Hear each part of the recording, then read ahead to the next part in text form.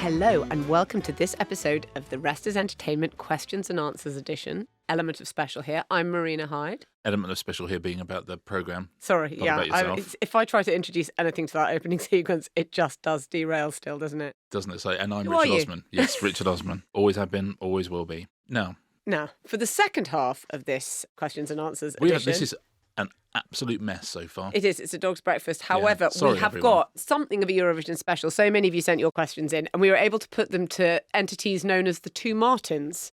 Martin Green, who's the director of the Eurovision Song Contest, and Martin Österdahl, who is the Eurovision Song Contest executive supervisor. Oh, we had some great questions. They've given us great answers as well. So that'll be after the break. But first, let's do some non-Eurovision questions. Is that Why crazy? not? I have a question for you about fake languages, Marina. Now, this comes from Sammy. Sammy has neglected to give us a surname. And the whole problem is that's where you have to give surnames. Otherwise, Martin Green and Martin Österdahl, we wouldn't know who was who. No. That's why They'd be we called the use two Martins. surnames. So Sammy McLamy, let's say, like Yeah. a Scottish David Lammy. Sammy McLamy asks, my question is how much work goes into making fake languages on TV shows? Are they just saying any old gibberish, or is there actually a lot of work that has gone into the making of it?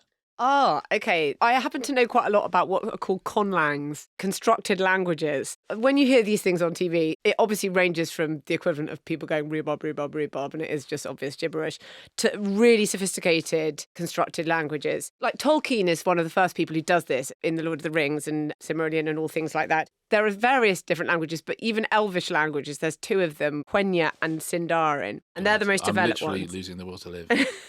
Well, they're quite like Welsh and Finnish. Tolkien was an amazing linguist and he was a professor and everything. Nonetheless, they're not completely codified. You couldn't learn to speak it from the books.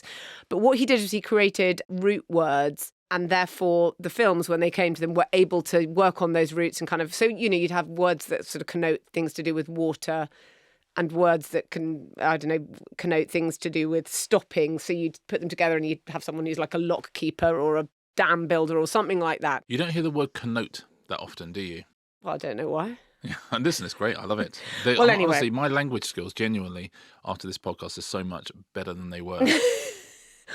I think you're not being entirely serious and I quite deserve it. That's fine. Now, AI can obviously create you one of these languages so quickly now and they can just whip you up anything. But many were created before AI would do it for you. Like Watership Down has Lapin. That was quite sophisticated. Klingon. Now, Yes. Klingon in you Star can Trek. learn that, right? Yeah, Mark Okrand was the person who created that. And there's a whole grammar, vocabulary, very developed. As always, there's kind of university courses. And actually, if you study linguistics at university, you can look at certain, Imagine how- Navi from the Avatar films. They actually took some time. James Cameron had to be sort of so fastidious about building the world.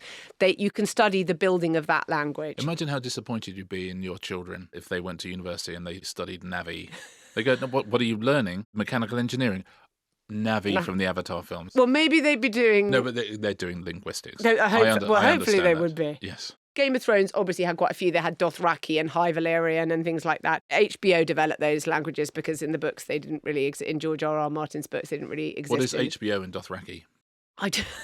I don't know. They spend no time watching it, which makes me feel, someone needs to really tell them to do that instead of go to war the whole time. District 9, that had a lot. Do you remember District 9? The aliens, they descend on basically Johannesburg. And Parcel Tongue in Harry Potter, that is basically gibberish, but it's sort of mesmerising and kind of whispery and you kind of want to listen to that. Navi, I said, didn't I? That was a guy called Paul Frommer. Dr. Paul Frommer developed it with all its special syntax and phonetics and all of that. Minionese is the last one. Beer Kaufman. There's quite a lot of nonsense in that, as well as kind of little bits from other languages, but it's sort of funny and that's why it works, because you can recognise it's like a sort of form of kind of comic Esperanto in a weird way. So there's lots of different ones. But now, as I say, I mean, you could just get AI to kind of knock you up a language. I don't know if anyone's actually done that, but it's relatively easy compared to before when they would kind of enlist all these people to create something so that people could speak in these languages to make it authentic. The greatest made-up languages really are Pingu's language and the Klangers as well, which are lovely because they just have the rhythm of speech, but making noises like when Charlie Brown's talking on the telephone. Those are the languages I understand because we recognise the rhythm of a joke, we recognise the rhythm of a question, all of those things. You realise how much of language is rhythm when you just sort of, you could do a podcast that was, just going to...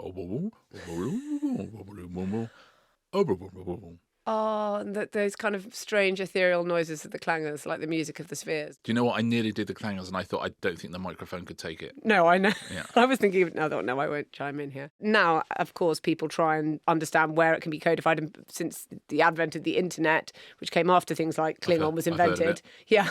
But people have tried to codify all these languages, and there are lots of different, and as I say, there are even university courses. I reckon you could do an entire, I'd love for someone to do this, it must be doable, do an entire episode of The Rest is Politics, put it into Pingo language, listen to it, and still have a pretty rough idea of what Rory and Alistair were talking about. Oh, what a challenge. You've certainly laid down a gauntlet there. If someone could do just a little exchange from the two of them in Pingu language. Send it in. We'd love to see it. I don't know why I didn't say our podcast. I do. Anyway, have you got a question for me? Yes, I do have a question for you. It's about fake languages. I just asked it to you. Sorry if it's confusing. Can I ask you about the darts? Yes, I was going to say, shall we take it in turns? Can I ask you about the darts and walk-on music? Gareth Parton has asked. Good surname. Yeah. Strong surname. And actually a nice greeting at the start. Good day, Richard and Marina. I wonder where he's from. I'm living in Melbourne, Australia. Brackets British expat, and I enjoyed the Snooker World Championships from afar. What would your intro music be, and what would your moniker be? Monikers. I always think it's confusing that moniker is also someone's name. Yeah. If you're called Monica, moniker is your moniker.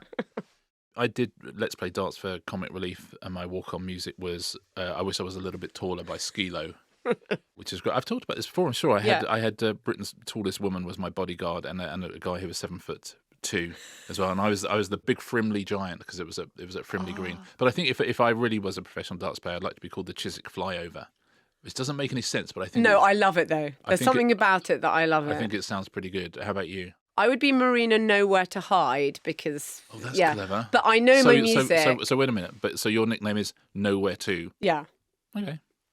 Which sounds like a horror film, Nowhere To. Nowhere To. Which is, honestly, it's made like 18 times its Sounds budget. like it's a real indie thing that won like some golden bear claw somewhere. I cannot wait for Nowhere 3. Okay. Now, my music is not even a contest. It would be the theme from Stingray, Marina, Aqua Marina. Oh, do you remember? Yes. Now, that was written by Barry Gray, performed by Gary Miller and the Barry Gray Orchestra. And I would ask them to do something with the lighting so it all felt like we were, as it came on, Marina, Aqua Marina. Really good idea. What are these strange enchantments that start whenever you're near? It would all be blue, like the lighting, so it would feel like we were underwater as I came in. Marina, Nowhere to Hide. Do you think they would be able to do that in all the venues? I would make it a condition of my attendance. They tend not to do kind of underwater type things on the. It's just actually a really basic lighting effect that you could do in a student theatre, Richard. And I'm pretty sure unless you're saying they can't manage it, which I'm pretty sure they could.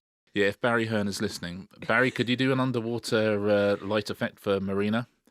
Barry will tell us. And also tell us how much it cost. He said, "I'll do it. It'll cost you." The best darts nickname is Mark Frost, who was called Frosty the Throwman. Yeah, you're right. It's unbeatable. But it's amazing having, Luke Humphreys and Luke Littler, because you think, obviously, the first Luke is always going to get the coolest nickname. So Luke Humphreys is Cool Hand Luke, which is a great nickname. And then Luke Littler comes along. They've still got Luke the Nuke. Yeah. It's still there. I mean, that's a good first name. They're long and strong. They've got plenty more, I think. Yeah, haven't they just? And yet can't think of one off the top of their head. What, Luke? Yeah. Luke, I Am Your Father? Yeah. That would be a good one. That's a drama. Yeah. Luke, Stop and Listen. Luke at what I'm about to do. Yeah. Luke, I'm really good at darts. Luke Who's Talking, Luke Who's Talking Too. Yeah. Luke Humphrey should have been called Luke Who's Talking, and then Luke Littler should have been called Luke Who's Talking Too. Come on, guys. You know what? Just went on the seniors tour. Yeah. Rob Walker there, who does all the walk-ons at the snooker, and it kind of ramps up the audience and stuff. But he's the one, he comes up with the nicknames for all the players. He kind of invents them. So the older ones, obviously Hurricane Higgins and Whirlwind White, and now Jiao Xintong, who's the world champion, is the Cyclone. We've been waiting for a while for a Cyclone. James Watanabe was the Typhoon, I think. But yeah, he makes them up. He fits you with your, and if you're the first time playing at the Crucible, he'll give you his name. Like Luca Brissell, who was the world champion a couple of years ago, he came up with the name the Belgian Bullet. It often is the country you're from and something that suggests velocity. But now in some snooker tournaments, they have walk-on music as well. You can always tell a lot about players from the walk-on music that they use. But snooker's nicknames are not quite as good as darts nicknames, I have to say. So I agree with you on that. The Wizard of Wishaw is John Higgins. You go, no. Mark Williams is the Welsh Potting Machine. It sounds like something you get A at a garden centre. Yeah. It really just sat, yes, just right at the end by the till. Ronnie, of course, has got the rocket, and that's great. That is pretty much unimpeachable. The worst one of all, of course, is Mark Selby, who is the jester from Leicester. And you're like, I mean, I love Mark Selby, but he's not Michael McIntyre. So will Rob Walker not brook the idea of people being able to come up with their own names? Well, there was a time in snooker pre-Rob Walker. Yeah. I know it's difficult for modern fans to appreciate that. And so a lot of those are heritage nicknames. But now, if you're playing in your first tournament, he will assign you a nickname. I think he should loosen his vice-like grip on the nomenclature, and people should be able to just chime in with their own thing. I love it, but also you can tell some of the names don't age like brilliant. Like when Ding Junhui was the first big Chinese star in snooker, immediately he was called Enter the Dragon. And you're like, okay, yeah, I sort of get it. And now the nicknames tend to be tend to be just about the person rather than something. They've got one from over there. Yes. Exactly. Yeah. Dart nicknames in general, which people come up with themselves, I think are slightly more evolved than snooker nicknames, and of course the darts walk-on music. So the big thing in darts, apart from the World Championship and all that, is if you get to play in the Premier League. It's 8 people each year who get to play in the Premier League, and it's a big tour around the country. Huge numbers, like big money as well. So if you get into that 8-player league, you're making an absolute fortune.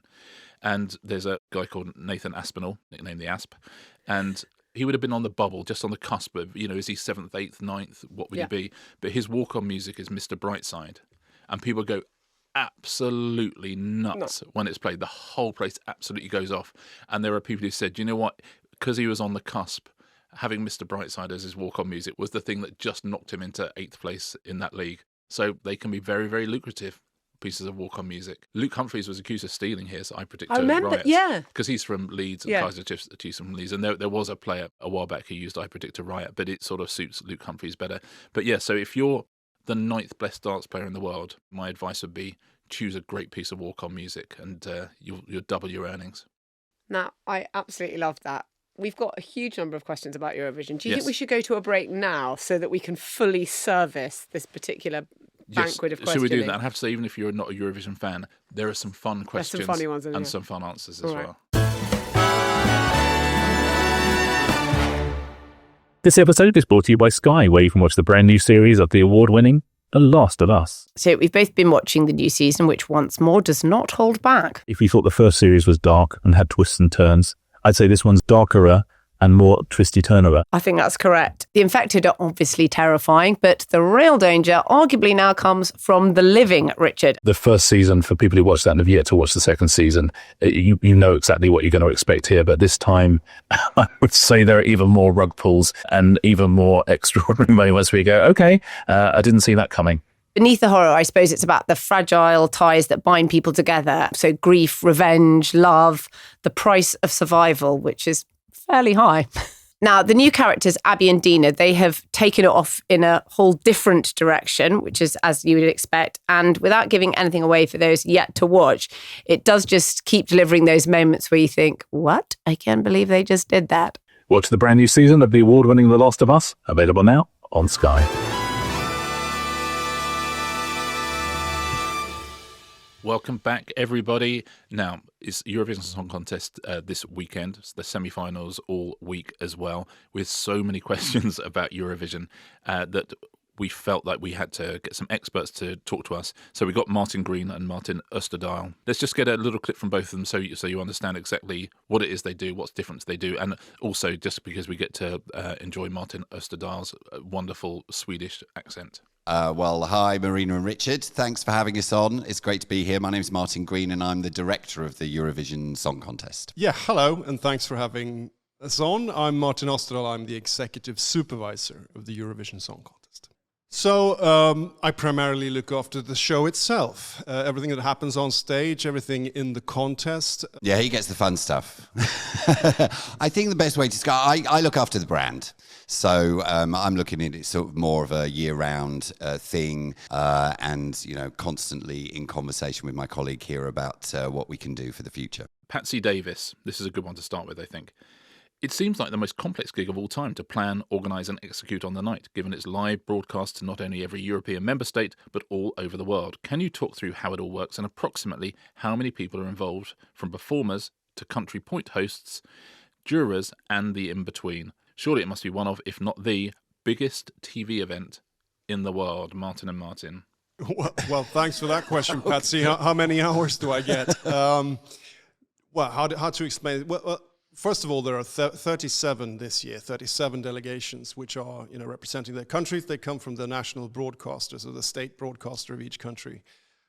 They come in a group of 25, 27, 29 people, so it's 37 times all those people. But then, of course, also backstage we have a production crew, and the production crew is usually a couple of hundred, like 500-600 people.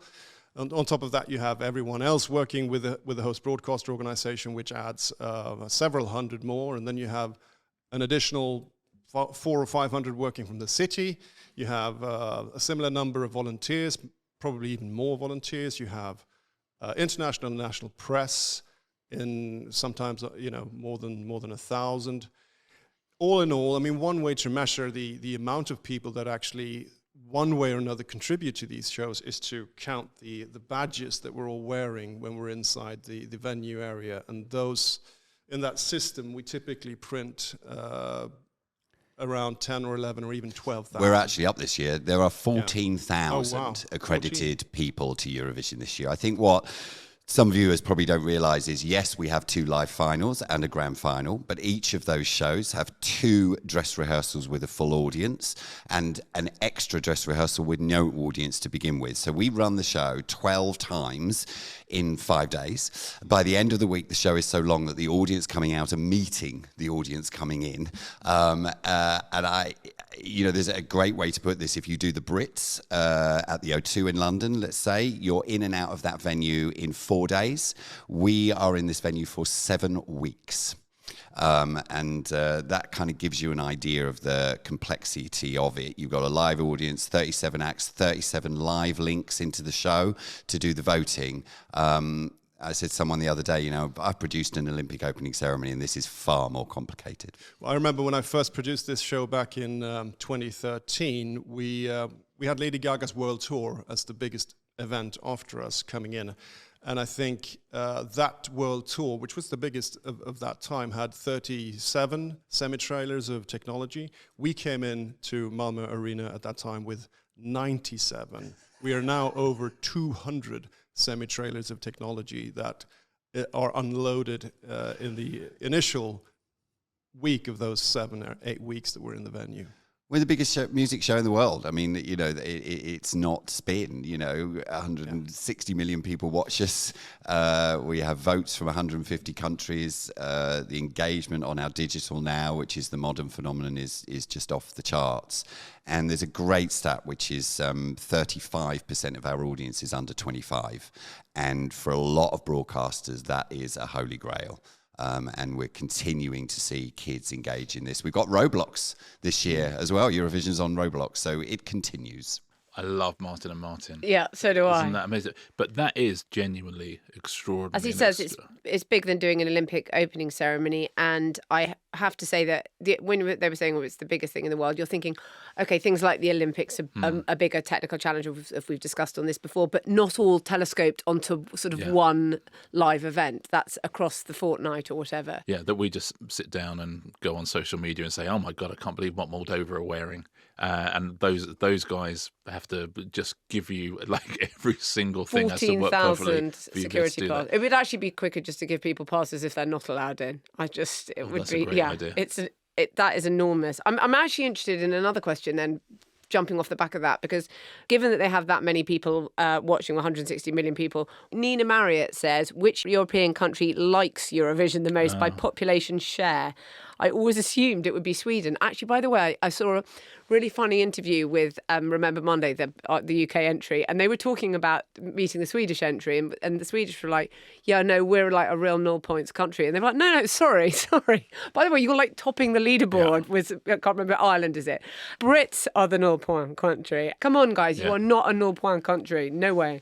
You are Eurovision royalty. So here's Martin and Martin to answer your question, Nina.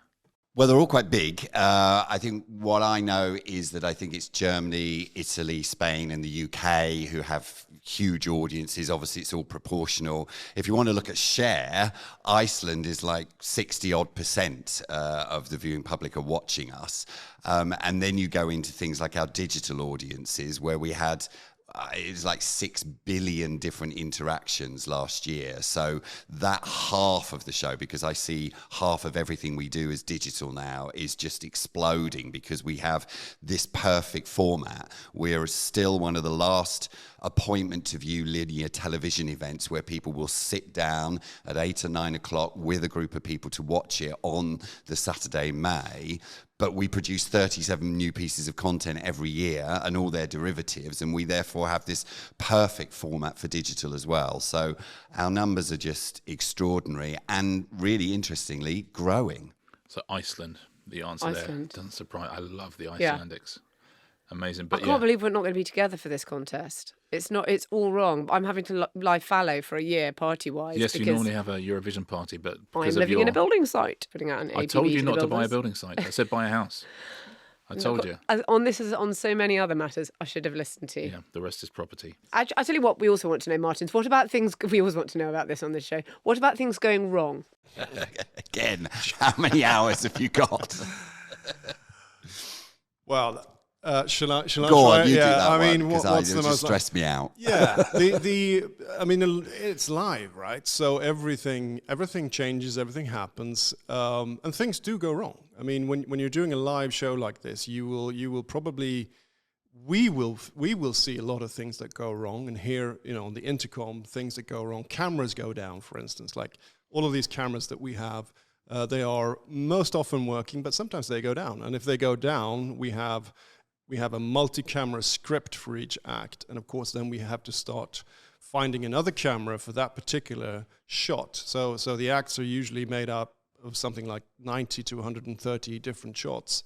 So there's a lot of editing and cutting going on between cameras, and of course things like that happen all the time, but hopefully you at home should not notice too much. We've got hundreds of the world's best production people working on this, and I remember when I was on the other side of this and I was working on the show in Liverpool, I started phoning people up to work on it, and you only get a year as notice, and I was saying to people, look, will you do the show? And they said, give me half an hour to dump everything I'm doing, because everybody wants to work on this show, and you end up with the most ludicrously talented team, and that's why lots and lots could go wrong.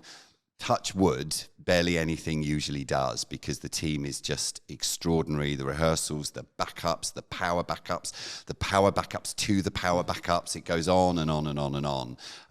But yeah, it's you still are tense from the moment it starts to the moment it finishes. You are in a state of great tension. And I think one of the things that make Eurovision so special and so great is the courageous creativity from the artists.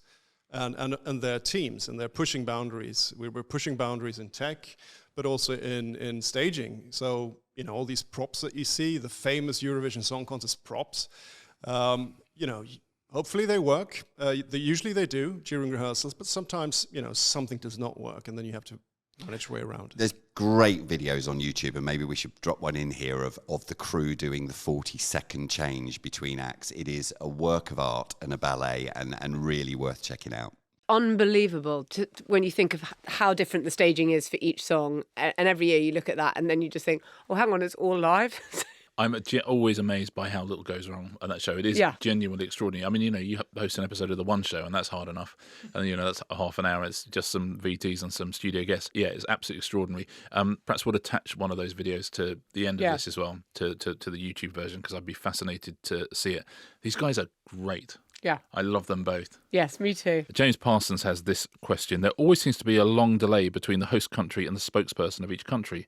Why is this always the case on live TV, and how confusing is it when people start talking when presenting live? Well, thanks for that question, Jamie. The reason for that delay has to do with satellite connections. And yes, it is confusing sometimes, and that's why we try to minimize the sort of back and forth between the host and the spokesperson in that segment, because it does drag on a bit.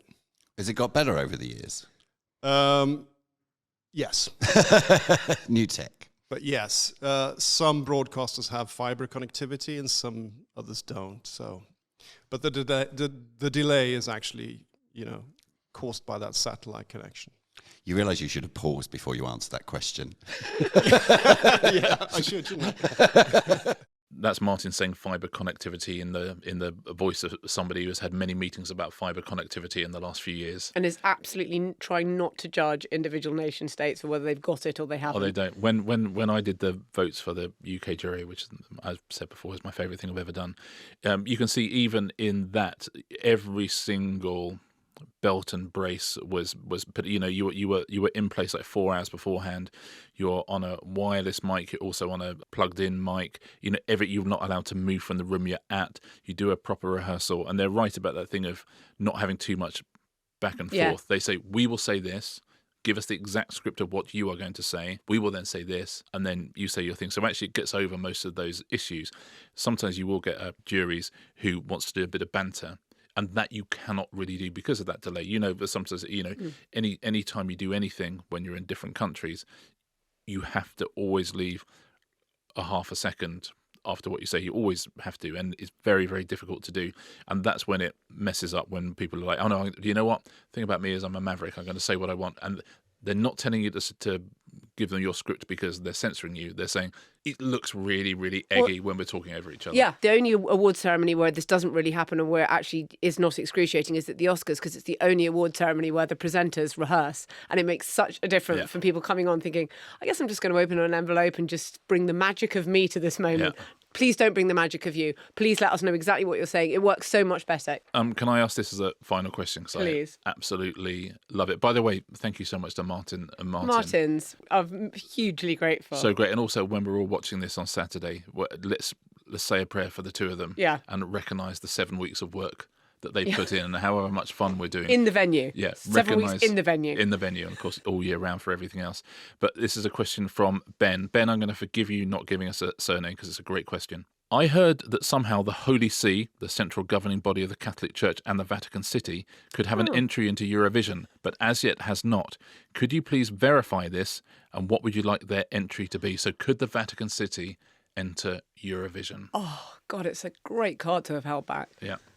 You can participate in Eurovision if you are a member of the EBU. Now, my understanding is that it's Vatican Radio, the oft-listened to Vatican Radio, that is a member of the EBU. So I think technically, quite a stretch technically, they might be able to enter an act. And frankly, a lineup of dancing cardinals, I'm all for.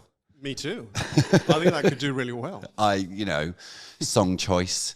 Let's cross our fingers. It would be a moment, right? I think it's a testament to the madness of the ceremony that would only be like the 90th maddest thing that had ever happened at Eurovision. It would be like, get in line, dancing cardinals. You can tell the emails that come into those guys' inboxes every day that they hear a question like that. They're going, could we do it? Yeah, I guess Vatican Radio, I guess. So, yeah, it's doable. Yeah, we can do it. They've heard madder questions all the time. I would love the Vatican City. Just a series of popes. As I say, it's in the back pocket. That is a card yet to play. They've played quite a lot of cards in their time, the Vatican, but this is something they haven't yet done. It is worth it. There'll be a cardinal somewhere who lives in the Vatican City who has a musical background, for sure. Oh, yeah. And it would be a bit of fun. I think someone with a mild ego. Potentially there might be someone in that particular group of 700 odd people. But also you get the Catholic vote in lots of different countries. You might do well. You might get through the semi-finals. Oh my God, I love that you're already onto the psephology of it all. Yes, you're right. Actually, that you could do. I'm trying to think of the demographics. I mean, you'd hope for if the scale of it was widened out. If I was like Chesney Hawkes or something, let's not rule that out. If I was, why not go into a seminary now? Just really play the long game and just go, I'm going to become a cardinal and then I'm going to win the Eurovision Song Contest. As so often, you've given me some enormous food for thought there. Something to think about. Certainly something to think about. Now that we are friends with Martin and Martin, I might send that, say, how would that work for you? Would you disqualify him? If you're not, it's not for them to decide whether you're a fake cardinal or not. Does Chesney Hawkes have to become a cardinal? Or can he just become some sort of a monk who's seconded to Vatican functionary. City? Yeah, or like Which happens. But would that count as a ringer? No, because you can be from any country and represent any country, can't you? The writers are often from different countries, the performers are often from different countries. You know, like you get people like South London guys who go out and play for Guyana in the World Cup and stuff like that, go and play for St Kitts and Nevis because of their grandparents. You know, that idea that you could be a ringer and just go and live in the Vatican City and then win Eurovision. You have to be approved, though, by top brass at the Vatican. I'm vaguely aware it's been in the news recently that I think you'd have to get the approval. That's the difficulty. They always want a ringer playing for St Kitts and Nevis or whatever, but it's just whether they want to be represented at Euro. I think the time will come. Well, you've got an American Pope now. I think so. You know, anything can happen now. Anything can happen now. Well, hopefully anything can and will happen on Saturday night. Thank you so much to the two Martins for doing that. That was absolutely super. I can't wait for next year now because I want to hear from them again. Yeah, me too. And I'm sure we might even be discussing that next Tuesday. We'll have to see. Thank you, Martin. And Martin, thank you for all your questions as well. And we'll see everyone next Tuesday, I guess. See you next Tuesday.